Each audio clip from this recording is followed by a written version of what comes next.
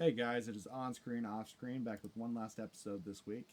We talk about movies, books, all that good stuff. We are in search of movies and books that inspire us to be better people. In the last episode, we talked about Pitt and how it made Josh want to be a better manager and thank the people that are in his life. And we're constantly looking for material like that. Um, Josh, let's start with you, and we can do one of your topics first, whichever one you want. Okay. So we'll talk about the amateur. We've heard Yeah. Conlon's review about this show. Yep. Conlon, correct me if I'm wrong, but you found this not very good, and you have to suspend your disbelief way too much to enjoy this. Yeah, that was me. It was decent. It was a decent movie, but that's about it. I think it was terrible. Okay. I don't think that this is the best movie like this, Okay. but this is dang good. Okay. This could be better if the trailer didn't spoil so much of it for me. That was a problem for sure. But beyond that, I don't feel like I had to suspend my disbelief too much. Everything makes logical sense on what he does. You called out the pool scene. Yep, that's Yeah. how glass works. That makes total sense. But how did he have the ability to do all of that? Where did he get the machines to be able to They do that? literally show him grabbing the air compressor to decompress the air between And he the has the panes time, and glass. and he can just get past the security, and nobody questions this guy who's doing that. I don't. Okay. Okay. Yeah, you have to suspend your disbelief a little bit. But Like, it scientifically, was so much. it makes sense. It makes just as much sense as any of these movies. It makes just You as do much have sense to. as Bourne. It makes just as much sense as James Bond. It makes just as much sense as Dave the Jackal. If You you're do have to suspend your disbelief for most of for all of those. You do. yeah, You do. a little bit, right? But like Yeah. it's not like logically or scientifically they don't make sense. It's practicalities that you have to kind of accept a little bit. Right? Like if we're talking about any of these, how do any of these people finance any of these things that they're doing? Okay, well, yeah, Yeah. James Bond has a but giant government organization behind him. yeah, but that's so Bourne, top I secret. can't And remember. he's off on his own. There's no way he would be able to finance it. There's no way Tom Cruise would be able to finance his stuff. There's no way. Like, Tom Cruise, that one you is. I agree with that one. It is equal. James Bond, I feel like, is a little bit more. He's got massive money behind him. yeah, but like, Bourne, how I does honestly don't nobody remember at know all. where all that money is going? How did we not know that $50 million was being used to do Teletubbies programming We in did. Russia? We did know that. Until recently, people didn't know that. There's a lot of money out there. That that was is a just whole kinda, big like, thing when that out bill there. was being pressed. Like, there's a difference there. Like, You're gonna tell me there's not a lot of money that we just don't know where it is? I don't. I think. I don't think. Yeah, there's just a lot of money that slips through. I don't think you could hide billions going to a single project like what would be going towards MI6. Like, you're not talking about a small chunk of money. You're talking about tons of money. You're talking about scientists for research and development for all of his projects, financing all of those projects, all of the Yeah. tech toys, the cars, the staff, the personnel, the super secret bunker. Like, you're talking about billions and billions of taxpayer dollars that Yeah. just nobody knows. Military spending. I'm sure there's a ton of military spending that we just don't really have accounted for. Like, I don't know. I think that's actually feasible. I don't think so. Because again, you're talking about one project. Like, I agree with you. If we had like $6 billion and we didn't really have a public knowledge of what that $6 billion is going towards, sure. I might give that to you. But it's gonna be like a few million on this project, a few million on this project. It's gonna be sprinkled out into a bunch of different things in a bunch of different places. You're telling me not one government employee noticed that $6 billion is written off for this one bunker, and the Queen can't know about, like. The Queen knows about it. I'm pretty sure with James Bond, the Queen knows about. I can't speak to that. I haven't seen enough of I it, believe but like. so. There would Like, the be a government higher knows that there's level of money knowledge, behind it. right? We know the CIA exists. We know Yeah. There's that a lot of military spending. yeah, We know that. it's not Yeah. gonna be so incredibly secretly hidden. That's my big concern with that. But anyway, we're talking about the amateur here, right? Yeah. Refocusing in. No, Yeah. this is not the best version of this kind of movie that exists, but it's a really enjoyable one. And it's very, very well made. And it's good. I really liked this one. Okay. I found there are just some aspects of it I didn't really like. Is it a terrible movie? No. And I think I said I don't think it was a terrible movie. The ending where he just gets knocked out and it was all planned, I thought was ridiculous and stupid. The relationship with the one girl that has the birds, I thought all of that was kind of, I don't think it was that good, to be completely honest. Those were my two big negatives that I can think of. Mostly the fact that the ending is just dumb. I didn't find the ending just dumb.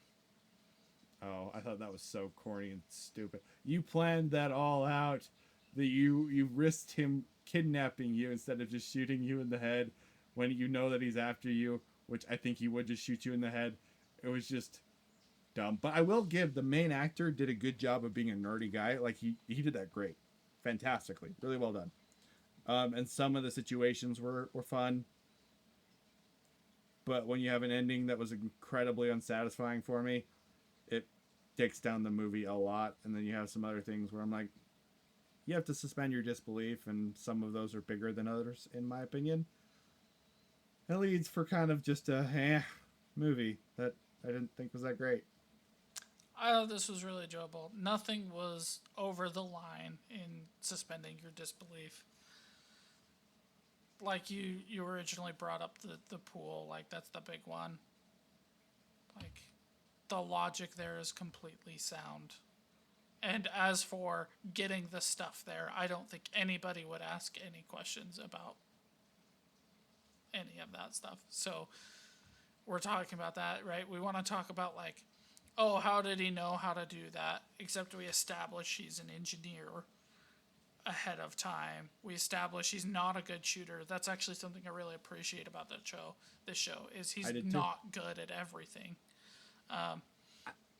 I think a lot of my problems would have been solved if they would have had some way for him to get the finances, and they did all these other things where he's supposed to be this really, really smart guy, and he's able to do anything with a computer and hack anything. But they don't show any way of him getting money. I would have been cool if he like stole money and figured out how to hack into But something nothing and steal he money. does is really that expensive, and when he does do But he hacking, he uses somebody else. He has the professional hacker girl who he uses.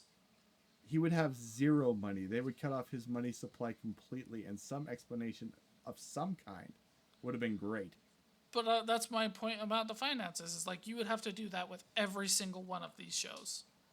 Like every single one of them, the money doesn't really make sense.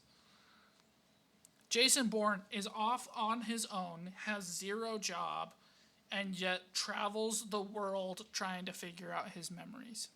And I know you don't like Bourne, so that's a terrible example, but like it's a fantastic show, even that you're just wrong about it. Same with any of these kind of shows. Day of the Jackal one that I can think of is that's the one that makes sense. Most like this to me is actually Mission Impossible Ghost Protocol, because he gets cut off from the government and still has, I mean, he's got a tech stockpile is kind of how they make it sound, but they have so much stuff, and I don't know how they would have that much stuff. It's kind of ridiculous. Oh. That's the biggest one that I can think of. But this one, I think it would have been easy to just show him hacking into an offshore account or something just once, and that would have solved a major, major, major problem for me. I just don't see it as a problem. It's a problem that every single one of these kind of shows have. They don't really address it. I mean, if he has the hacking skills that he presents that he has, would he be able to hack and take the money? Yeah, absolutely. Probably, yes. So, whatever. You know, as for the ending, he plans on getting knocked out. I'll give you that one, but I would say his plan wasn't necessarily to get knocked out. Like, I agree it would be a dumb plan to be like, this is when I get knocked out. But he was planning on getting captured, and there was blatantly a scene where he made himself known for that exact purpose. And would the bad guy take the guy and not just shoot him in broad daylight in the middle of a crowd? Yeah, I buy that too. He's off on a dock. Like, you can knock the guy out. You can kill him. Just literally strangle him, drown him. Like, that would just kill hope him really nobody quick. comes by. And you They also would have mob questions murder about this guy. So easy. Mob murder him. There's even a scene where he's like trying to figure out the motivations of this guy and is somebody else coming after me and all this kinds of stuff. Like, yeah, I buy that the guy kidnapped him. Yeah, I buy that our amazingly impractical hacker used his smartwatch to steal the boat. Like, that would be where I would be agreeing with you. But I'm on board that, like, okay, yeah, we have to suspend our disbelief. Almost superpowers. No, for me, it crosses the line when he, like, gets him into the Finnish water and nobody noticed that that's where the boat was going. That's, to me, like, okay, somebody would be paying a little bit of attention, you know? Yeah. But again, I'm just suspend your disbelief, enjoy the action movie. That's all it is. Does this one... My favorite part of this movie is where he goes to the bathroom and he's caught and he times it perfectly so he can run outside. I thought that scene was fantastic. Easily my favorite scene in the movie. Super epic. Felt very much like one of these movies done really, really well. I loved that scene. I think the ending is the weakest, but like every part of this is really, really good. Yeah, it's not very innovative. Yeah, we've been there, done that dozens of times. And no, this isn't the best version of it. But, I mean, it's a guy going against the government to avenge his wife. Just like John Wick, and trying to avenge his dog. Like, yeah, we've been there, done that. No, it's not the best. No, it's not the most well thought out. Was it enjoyable? Yeah. Good. It was enjoyable. What did you give it? 7 out of 10. Okay. Like, it's not going to be high on my rewatch list just because there are, like, this is my kind of movie. And, like, would I really rewatch this one, or would I rather watch any of the Bourne, if not all the Bourne movies? No, I'd rather watch the Bourne movies. Those are fantastic. I absolutely love them. Would I rather... Even the one no one likes, the Jeremy Renner one? Isn't he one of them? Yes, he is. And people hate on that one for different reasons. We could talk about that. Basically, they're mad that it's not traditional Bourne. I think if it was called The Amateur, people would have loved that movie. Okay. But because it was called Bourne, people didn't really like it. I agree. It's not really a Bourne movie. It just takes place in the Bourne's universe. And, like... But you actually think it's a good movie? Yeah. Absolutely. Okay, cool. Yeah. I've never seen it. Watch it. I think you would like it better than Bourne because it doesn't have any of the shaky cam stuff that you absolutely hate. Cool. Like, okay. It's like this, but probably a little bit better thought out, right? Sweet. I hope they don't do a sequel to this one. They've told the story, it's fine. And like I said, would I rather rewatch this or rewatch, like, Day of the Jackal? And like Day of the Jackal every time. the only argument for this one is it's a 2-hour movie instead of an entire season of 45-minute episodes. So Day of the Jackal takes more time. But like Day of the Jackal is better. So that's where I'm landing, is like there's nothing really new under the sun with this one. It was very enjoyable. I loved watching it. Am I going to rewatch it? Probably not. Why? Nothing against the show. There's just better out there. Fair enough. Fair enough. All right, let's go to my first topic. Supercells on Superheroes. It's a lit RPG book. I like lit RPGs. This one is it's a mixed book. I like the premise and the idea. Basically, this guy has the power to change people's character sheets, and he's the only one that can do it. And so he can spend points to change people's character sheets. And at the very beginning, he changed people's character sheets, and he can change materials. At the very beginning, he thinks he's buying a box of lead that he can change into gold bars so he can sell and make a lot of money. But he finds out that he actually bought in this universe, it's modern day, and villains have taken over this city. You have villains and you have heroes fighting all the time.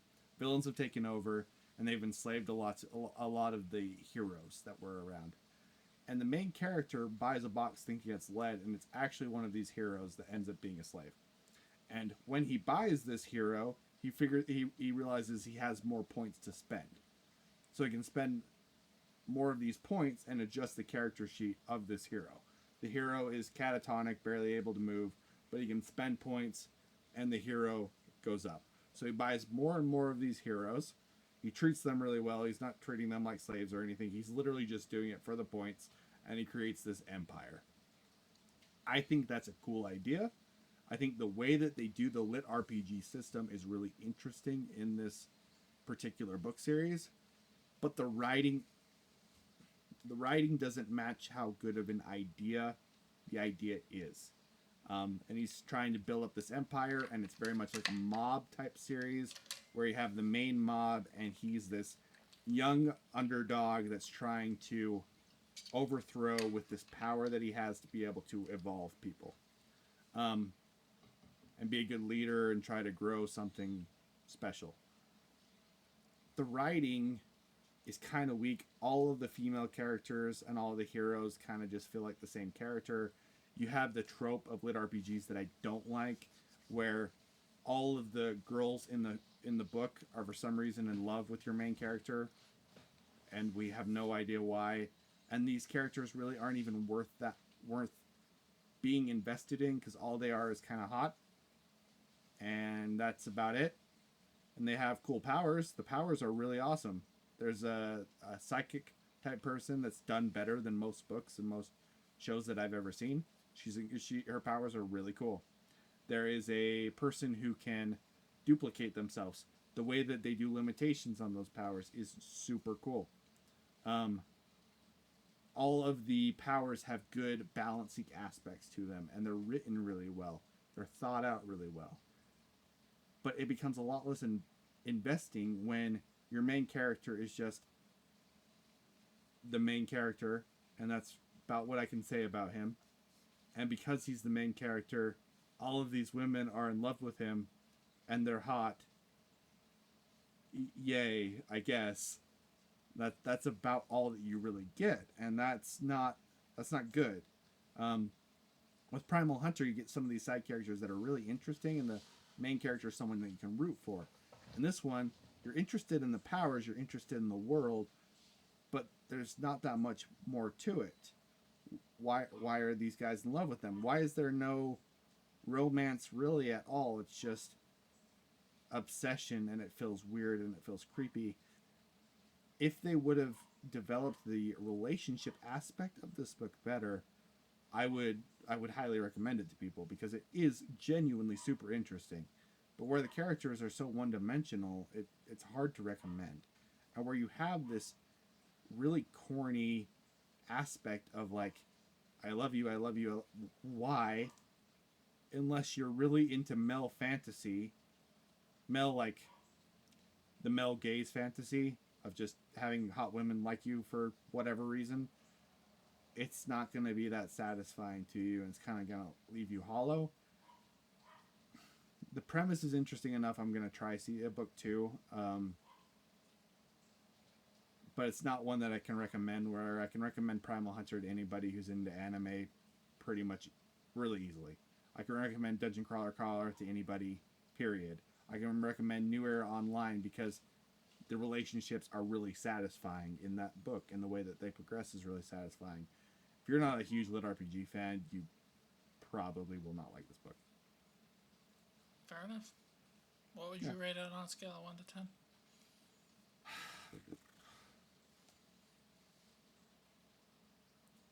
This is one where it would depend on what mood I'm in. Kind of with anime, there's times where I will be watching anime and I will love anime, and then all of a sudden, anime is the stupidest thing I've ever watched and I don't want to watch any more of it. This could be a solid 7 for me, or this could be like a 3 or a 4, depending on the mood that I'm in, because there's times where this book would drive me nuts. Okay. So, why are you giving the second book a try then? Because the premise is super interesting to me. Like, the idea of this guy who can change character sheets, the way that they implement that is really good. The way that he can change materials is really interesting. And they did enough development of the powers and the world that they were in to keep me invested into a future book. And I kind of hope he tones down the cringe aspect of it, because it takes away from the book. There's another lit RPG called Everybody Likes Large Chests. The main character is a mimic, and it's hilarious. The book is super funny. But it has the same problem, where everybody is in love with this main character for some freaking reason, and it takes away from the book in that one too. I quit that book because that was so cringy, even though it is hilarious. This one has a lot of interesting aspects, and if we can tone that down, I'd be much more into the series as a whole. Okay.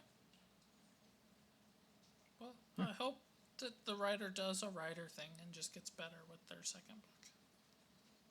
Me too. I usually give second books a try as long as I kind of like the first book. And I enjoyed my read of this book for the most part. I enjoyed my read. If it doesn't improve, how far into the second book before you stop?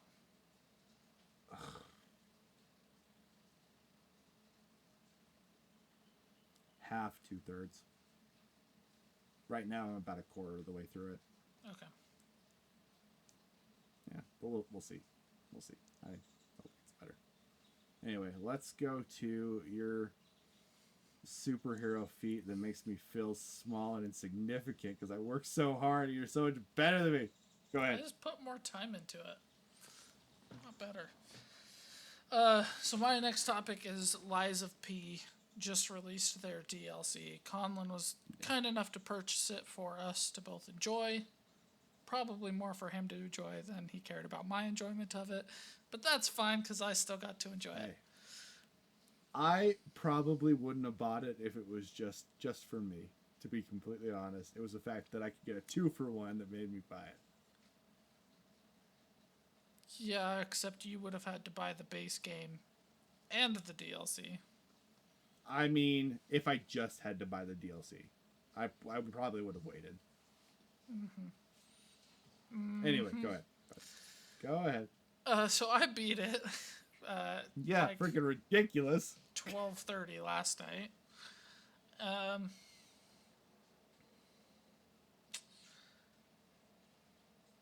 This very likely is the best DLC I have ever experienced. Now, that's not saying a lot because I traditionally don't enjoy DLCs. Okay. This one builds on the lore of the universe and the characters without ruining the rest of the game. I have 2 knocks against it, 2 criticisms. Okay. That is, you get the best weapon in the game by far, easily, at the very end. very easily is the best weapon in the game. No shot. There's nothing that you can build or make in this game that will even compare to how good the final weapon in this game is. Wow. Now, I'm not a big fan Is of it- when that happens at all, but particularly when it happens at the very end, where it's basically like, okay, I got this cool thing, but I'm not going to enjoy it at all. Is it so good that you could go in New Game Plus and just absolutely wreck? Okay. Yep. Absolutely. It Like is- OP. yeah. Okay. It is such a like boss weapon, and it's the kind of boss weapon that you fight against that you go, oh, they're gonna tone it down when you actually get it so that it's fair. Nope. It's just ridiculous. Nope. My Okay. next criticism is it's not really well balanced.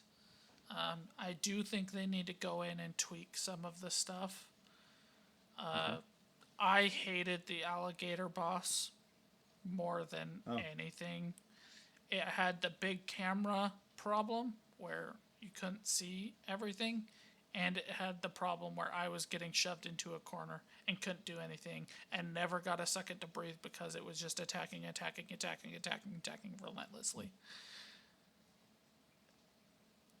After that, you got a period in the game where for me, was really nice because it was just a nice, like, steady incline of difficulty where you were just getting into it, getting back into the game, refiguring out parries, the fact that you really have to perfect parry in this game to be successful at it. And then it has like some meh bosses and some really good bosses. I was very, very frustrated at the final boss, but that was my own incompetence. Okay. You have an ally in this one that is down to start. And I kept leading the final boss away from that, thinking they needed time to get into the fight or something like that. Nope, you just have to go next to him and press get up. And that's it. Yep, so I got the boss almost dead, like that much life left, like 4 times, soloing it. And I was like, this boss is impossible. Why is this other character even here if they're not going to help? What the like, this is such a hard boss. Legitimately. Like, almost impossible to solo. Do you think soloing it's harder? No. No? No. He telegraphs really well, so you can parry him. You just have to, like, get into the zone of it. You just have to. When you get into that flow, parrying's no big deal. Except that, unlike a lot of bosses, when you get that perfect parry, you can either break his weapon or stagger him. His stagger is like half a second. Really? So it's like Okay. you have to get in there super quick, do a little bit of damage, and then parry. He flies away, parry, jumps back at you, parry. So it's like, it is such a, like, oh my gosh. Was, like, very frustrated, realized you could wake up the ally, definitely worth doing. It is awesome. They do a lot of cool sequences with that because you have her involved.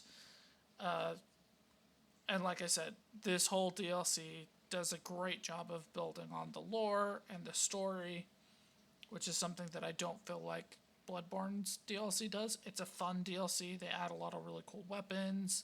They have a lot of cool boss fights and different enemies and stuff. But it's not like I feel like I've enriched my experience story-wise. Whereas this one you very clearly do.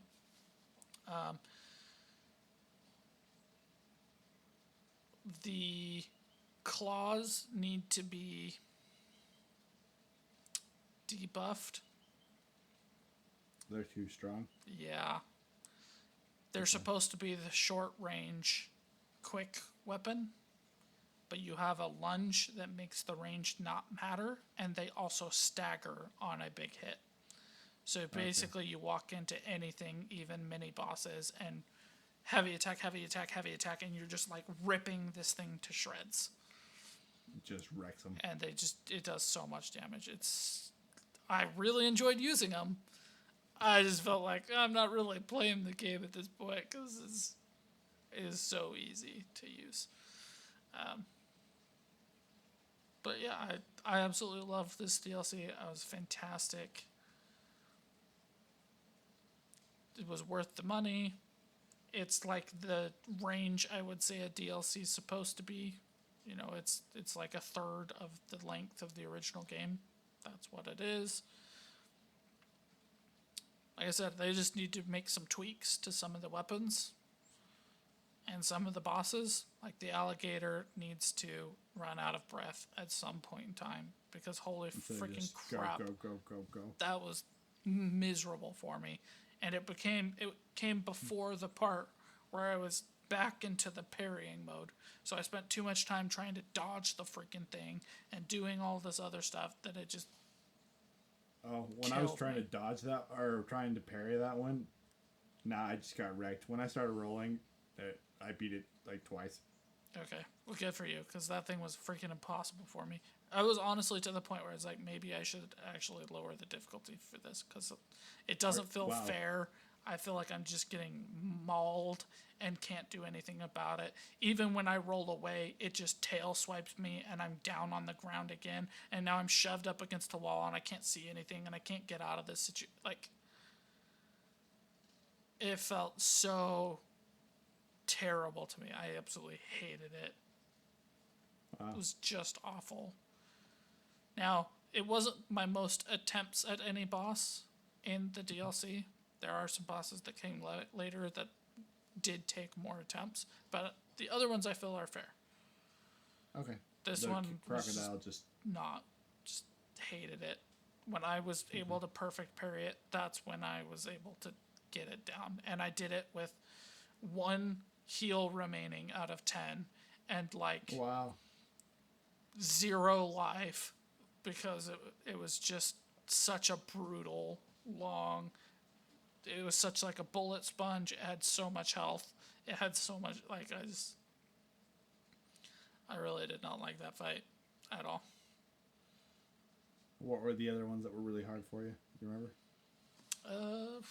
Let me re-pull up the list.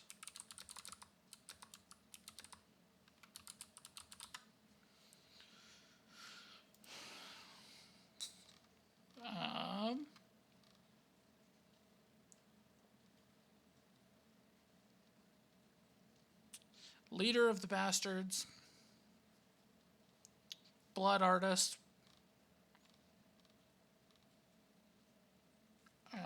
and there were a couple of mini bosses that were quite challenging, but the rest were on par with the rest. Fair, fun challenges that took a few tries. Cool. I didn't single a single boss in the DLC. You didn't? Nope. You called for help? No, like I didn't one-shot them. They all killed me at least one time, if not 2 or 3 times. I would have singled the Puppeteer of Death, but I got unlucky. But she just happened to catch me at the wrong time and then did her big, massive hit right after I timed it just barely wrong. Otherwise, that one was a really, really easy fight.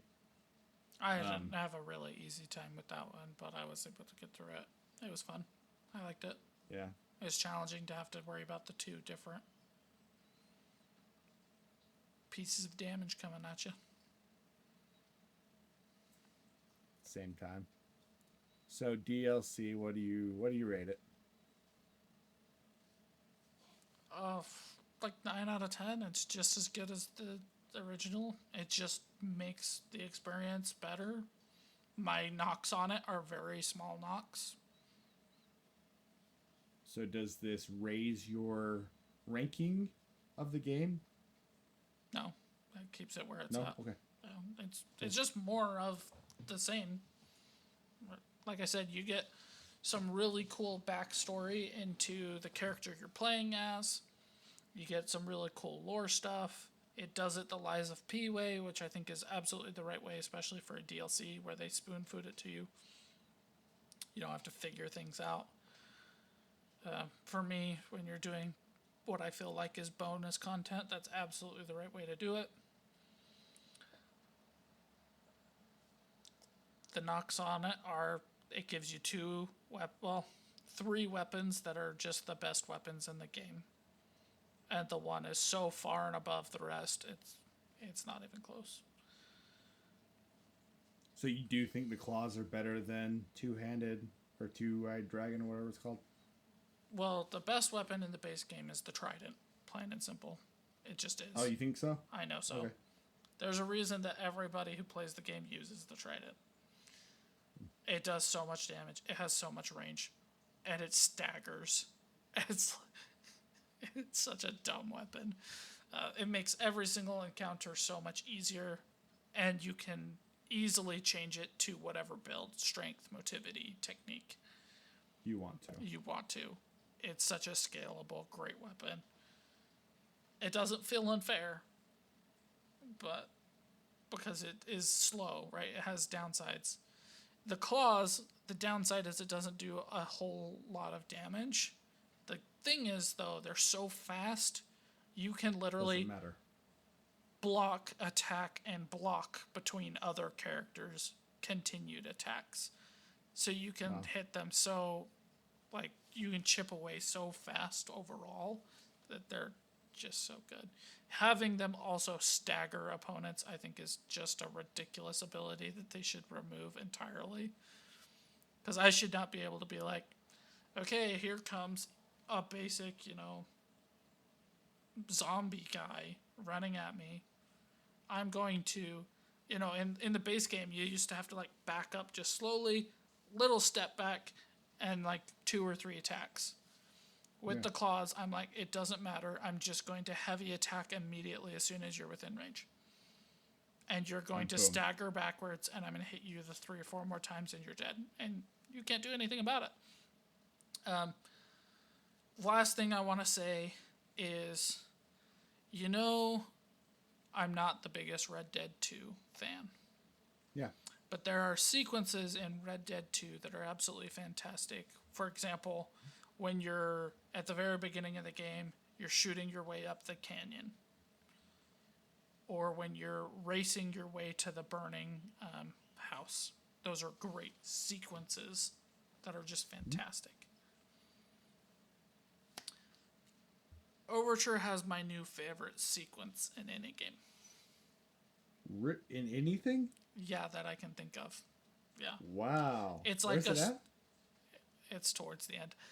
It's a scripted sequence, but it just feels so cool.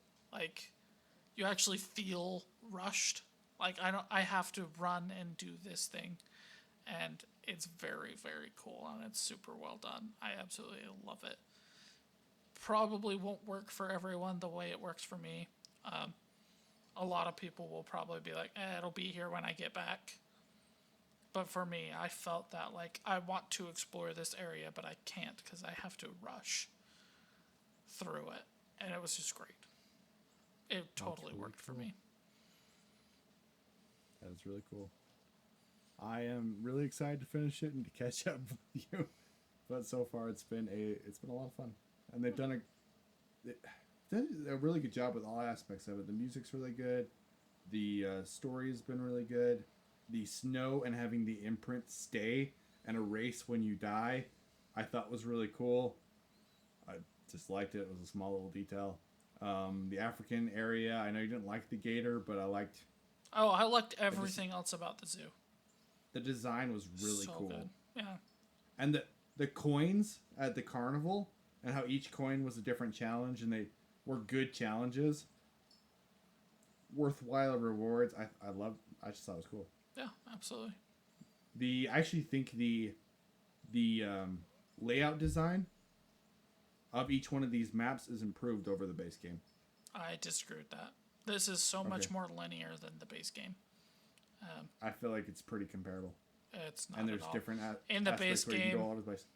in the base game, you have the shortcuts that you unlock all the time. Yeah. This one's not that way. It's so much more linear. There's a lot of shortcuts, and like there's that scene where you're in the factory and there's ice all over the place, and you have to go unlock the system to be able to have That the is ice the go one away, and only time. and then you can travel all over the place. It's really cool. That is I the thought it was one really and well done. only time. Okay. There is That's where I'm no at right more elements to that at all. It is all just linear from then on out, which Live is here from then fine. on. It's not a problem. I wouldn't say the level design is a problem. Because honestly, I don't think the level design is anything to write home about in the first place. Because you do get all these really cool shortcuts in the base game. Yeah. They just immediately cancel it out because as soon as you find a shortcut, you find another star link, and you're just like, okay, so I'm never gonna use that shortcut ever.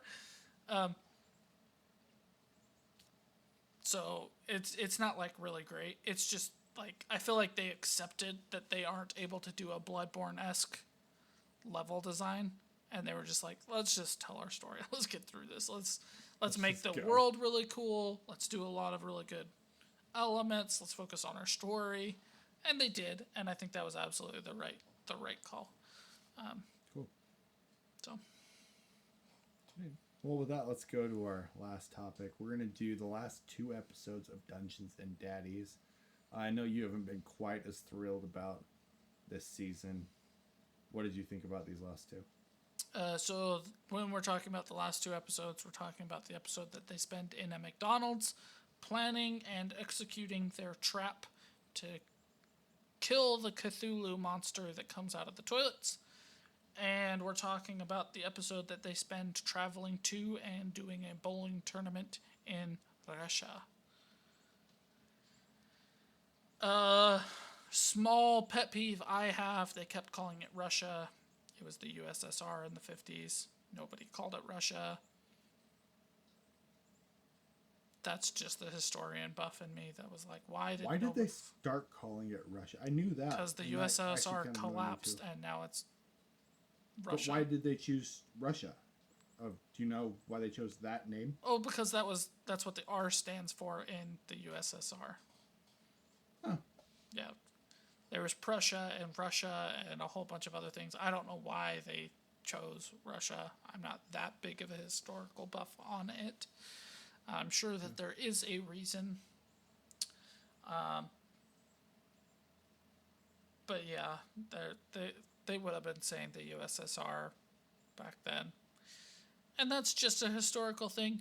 That really shouldn't matter in this comedy podcast where they're playing Dungeons and Dragons and fighting Cthulhu. Really should not matter at all. It's just normally they actually do a pretty good job of looking up historical things and being like, well, did they actually have seatbelts in the 50s? And did they have minivans back then? Or was it just like buses? Like they looked that stuff up, but when it came to this, they were just like, yeah, it's Russia. I'm like, it's not. It's USSR. USSR failed in the 90s. You still have 40 years of the USSR. Anyway, small little pet peeve.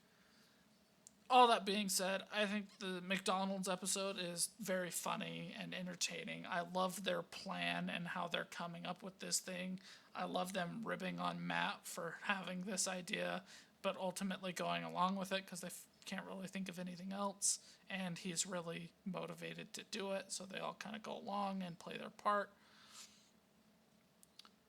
Very, very cool. If you're a subscriber like I am, you get some background stuff. You find out the best character was actually killed when they originally executed that. Because of the mechanics of the game, because they had so many guns, it would have been safer for them to fire one gun. But the more times you fire, the higher success rate, or the higher the failure rate is. So because they had so many guns, basically it guaranteed that she was going to fail one of them, and the one was such a poor fail, it was basically like, well, you just shot her in the face. And they were like, yeah, that's not really satisfying story-wise. So they did it over again and did it the way that they did it, and that was absolutely the right call. I agree with that, and just kind of like an interesting factoid. The bowling episode sucked. This was such a waste. You don't even need to listen to this episode. Nothing pertinent happens. Half the time, they're talking about playing switch bowling. And guess what? It's a podcast, so we're not even watching them play switch bowling. We're hearing them talk about playing switch bowling. And then you're hearing about Beth complain that she's left-handed and there was no accessibility settings, so they had to go over it again. So while it normally would have been like a fourth of the episode, it ended up being half the episode. And you're like, okay, come on. And then even when they do get to Russia, they just roll dice and say this was your answer. So and it's like stupid.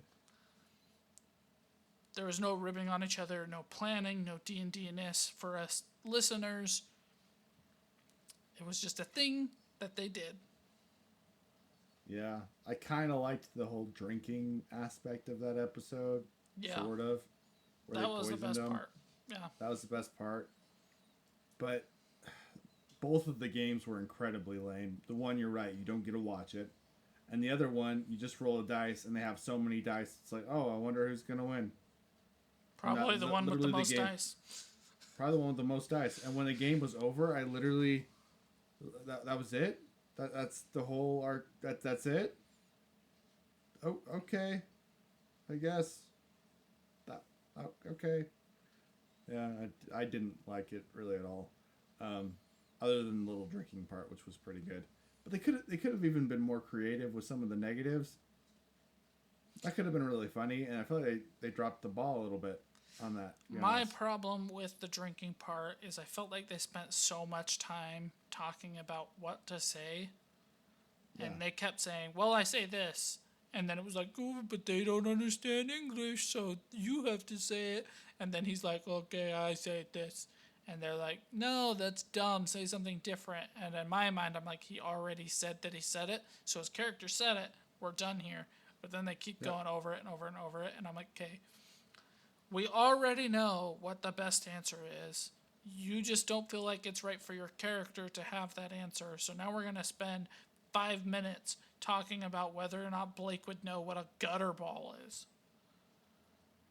Who doesn't know what a gutter ball is? Even the 50s. Like, come on. Yeah, so it did not land with me, even that part. Like, yeah, I agree that was the best part, but it wasn't funny. There was no clever planning part. It just speaks to how terrible the rest of the episode was for me. Yeah, I didn't like that episode either. The McDonald's one I thought was absolutely hilarious. And they're just having to buy more and more burgers. I don't know. Very, very funny. Yeah.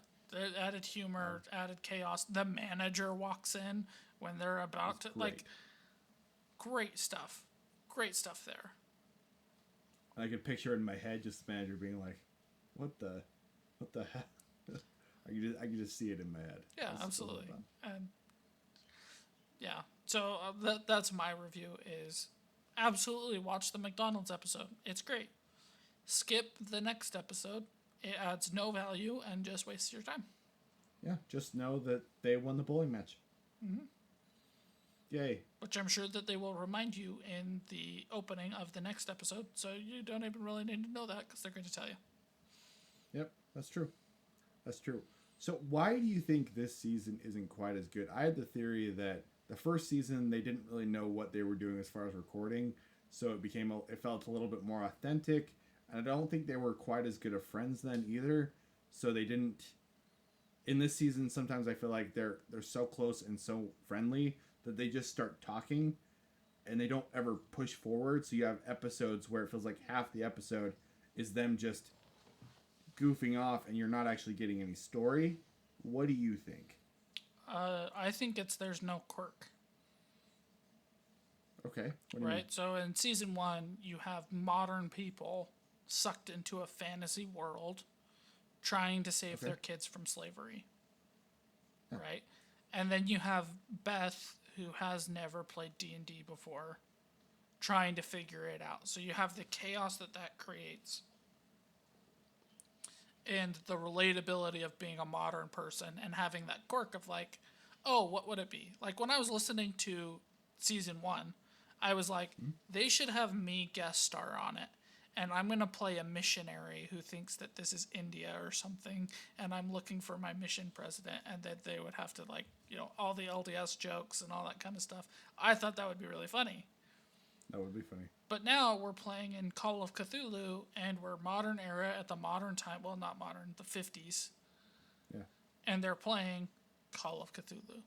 So there's no twist on it. There's no thing It's that they're just Call of doing. Cthulhu. It's just they're playing Call of Cthulhu homebrewed. And they're playing it by the, vague rules like they normally do. But they don't have an interesting twist or unique aspect to it. Because, like, if I ran a session of Call of Cthulhu and it was the most general session of Call of Cthulhu, it would be very basic to the general plot that they're telling now. Okay. And so there's no... Beth in the first one wasn't just herself, and in this one kind of feels like she's just playing a robot version of her. Yeah, sort of. Not really, but, like, yeah, she's not as, like, taking as many chances. She's more settled into the role, so she knows more about, like, what she can do, what she can't do. She's more comfortable. So there's less zany, weird stuff where she's like, I hide in my pants.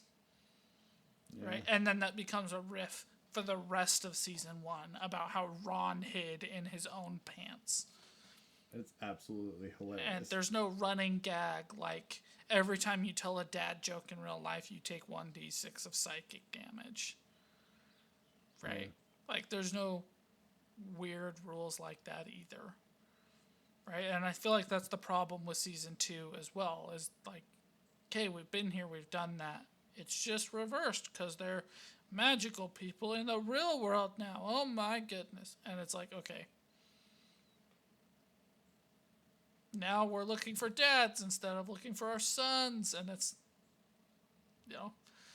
so they just lose that, like, unique touch that they had, along with, like, the variability in familiarity, right? I don't think that it's because they're closer friends now, because they were already friends before, with Beth kind of being the outsider. But the rest of them all worked on projects before. They were familiar with each other's sense of humors, and they've all, like, interacted in this way or the other way. I think it's that Beth wasn't familiar with D&D, and when you bring in that new person to D&D, they bring in a new perspective. So they try different things. They do things differently. You say you can do whatever you can think to do. So she's like, hide in my pants. She's not going to say that in season 3. She's not going to say, I'm going to hide in my pants, because now she's thinking more practically along the lines of the rules. And so you lose that a little bit, which means you lose a little bit of the enjoyment as an audience member, thinking like, oh, I didn't even think that's so stupid. And, like, where they have opportunities to do stuff like that. Like, they could have her press a freckle every single episode and just have some randomness in there, or... Yeah, but I think that would get old, too, right? Okay. I think she's doing actually a really good job of managing the freckle thing. Because it's like, she could, in every instance, press 10 freckles and have stuff happen. Yeah. So, like... Why isn't she doing that? Logically, she should do that. In fact, she should press every single freckle so she knows what every single one does, so that she can get out of any situation necessary. All right, so they're actually doing a good job of managing that. Season 3 is still better than Season 2. Much better. It's just not nearly what is as good as Season 3 is, or as good as... Season 1. Season 1. Or some of the offshoots are. Do you still enjoy being a Patreon subscriber, even when it's not quite the same level of half the time material? Okay. Half the time you get really cool insights, like we killed Beth originally, talked it over, decided it wasn't really in the best interest of the story, even though if we followed the rules, that's what would have happened. And half the time they're just talking about political garbage. And I'm like, this has nothing to do with your show. This has nothing to do with anything. This is you guys just talking about it. And like they answer fan questions, which are sometimes really cool, and sometimes they're like, "Hey, why don't you do more Crysterion collection episodes?" And it's like, well, because they suck. Yeah. So it's hit and miss. Like I said, sometimes it's really really interesting, really really cool. Other times, like they just barely yesterday or the day before released their Patreon episode for them following up on this Russia episode. I'm like, do I even want to listen to this? Because, like, The episode just wasn't very good. yeah, like, I love getting the insights. And I love getting their perspectives sometimes. And I love that I got to listen to every single episode of the Sons and Sons Ability episodes. Because those are my favorite episodes that they've ever done. They're so good. I love that I got to listen to the Mountains of Dadness episodes too. Like, those are great. Some of the other episodes, don't care at all. And, like, they did a whole dog episode. I was like, what a waste of my time. Like, they weren't even funny. One was a cat, so that was their zany little twist. Is they're all dogs, but one's a cat. Woohoo! So funny. He does cat things. I do not care. Yeah. So like I said, it's very hit and miss. It's not very expensive, so I don't really care about the misses. And I will listen to the Talking Dads episode about the newest episode, just in case there is some good humor or good interaction or some background information. I'm curious to see what they think about the episode, if they think it was as much of a miss of an episode as I did. Usually they won't admit it, but they will call out episodes that they thought were really good. And, like, they called out the McDonald's episode in their Talking Dads being one of their best episodes of the season. So I would agree. It's like, yeah, that was a fantastic episode. Yeah. It's very cool. That one, the Labyrinth and the Yeti episodes are probably my favorite of this season. Oh, yeah, absolutely. Yeah. Anyway, guys, that is going to be our show. We appreciate you watching. If you've watched Dungeons and Daddies, or listened to Dungeons and Daddies season 1, 2, and 3, I would be interested in how you rate them, what you think. If you haven't watched them, season 1 genuinely is fantastic. I can recommend it to people who aren't into D&D, and I still think they would have a great time with it. Are you into Liza P? Tell me, are you better than me too? And if you already beat it also, that pissed me off. Freaking people. Gosh dang, I'm getting my ass kicked. I've just put more time into it. It's nothing more than that. But this boss beat the crap out of me. Then if you're into lit RPGs, do you have a recommendation for me? Something I haven't heard of? I'm always looking for something new, and there are thousands of these books getting written all the time. It's just getting bigger and bigger, and I'm sure there's good stuff I just haven't read yet. Appreciate you guys watching. Like, subscribe, all the good stuff. See ya. Out.